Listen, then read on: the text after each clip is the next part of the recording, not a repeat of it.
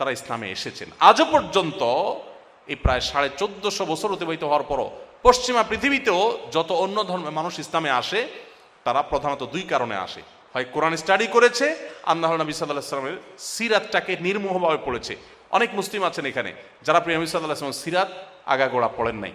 আমার আলহামদুলিল্লাহ একাধিক সিরাত গ্রন্থ একবার দুইবার নয় বহুবার পড়ার সুযোগ হয়েছে। এখনো নতুন করে কোনো সিরাত গ্রন্থ পড়া শুরু করলে আমার কাছে মনে হয় যে আমি যেন প্রিয় নবী সাল্লাল্লাহু আলাইহি ওয়াসাল্লামের পুরো জীবনটাকে দেখতে পাচ্ছি চোখের সামনে, এরকম দিনের আলোর মতো মনে হয়। এটা একটা মুজিজা তার, যে তিনি চলে গেছেন, তার জীবন ইতিহাসের প্রভাব, তার জীবন চরিত্রের প্রভাব পৃথিবীতে এখনো রয়ে গেছে। মুসলিম হিসেবে আপনি ইসলামী শিক্ষা দ্বারা নিজেকে শিক্ষিত করতে চান, ইসলামের আলো দ্বারা আলোকিত করতে চান, তো আপনার সিলেবাসের সর্বাগ্রে কোরআনে কারীম এবং নবী সাল্লাল্লাহু আলাইহি ওয়াসাল্লামের সিরাত এই দুইটা অন্তত থাকা উচিত। এর পাশাপাশি আরো অন্যান্য বই পুস্তকগুলো আমাদের পরামর্শে পড়বেন, কিন্তু এই দুইটা অবশ্যই থাকা উচিত এবং অবশ্যই উলামায়ে কেরামের তত্ত্বাবধানে থাকা উচিত, যাতে করে আপনি আবার বিভ্রান্ত না হন, ভুল না বুঝেন, আপনার মধ্যে কোনো প্রকার বিভ্রান্তির তৈরি না হয়। অতএব ইসলামী শিক্ষা দ্বারা নিজেদেরকে আমরা আলোকিত করবার জন্য ব্যক্তিগত উদ্যোগে এই কোরআন এবং হাদিসের পাঠ এটি আমাদের বাড়ানো উচিত। ইসলামী শিক্ষা আমাদের জন্য কেন উপকারী, কেন প্রয়োজন?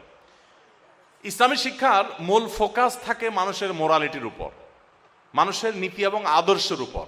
মূল ফোকাসটা থাকে এই জায়গাটাতে।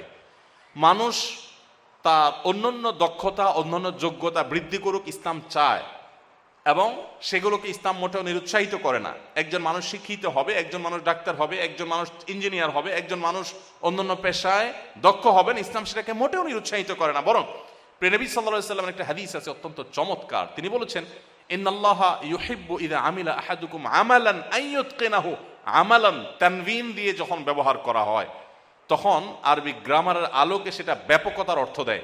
যেই কোনো কাজ মানুষ করুক, যেই কোনো কাজ, সেটা হতে পারে আখিরাতের কাজ, হতে পারে দুনিয়ার কাজ, হতে পারে তার পেশাগত কাজ, যে কোনো কাজ মানুষ করবে। একজন ছাত্র, তিনি ছাত্র হিসেবে পড়াশোনা করবেন, এটা তার কাজ। একজন মানুষ চাকুরিজীবী, তিনি চাকুরি করছেন, এটা তার পেশাগত দায়িত্ব। একজন ব্যবসায়ী ব্যবসা করবেন, এটা তার পেশাগত দায়িত্ব। একজন ক্রেতা, তিনি কিনতে যাচ্ছেন কোনো কিছু, এটা তার ওই মুহূর্তের কাজ। যে কেউ যেই কোনো কাজ করবে, সেটা ঘরের গৃহিণী হোক, সেটা মার্কেটের কর্মচারী হোক, সেটা অফিসের চাকুরি হোক,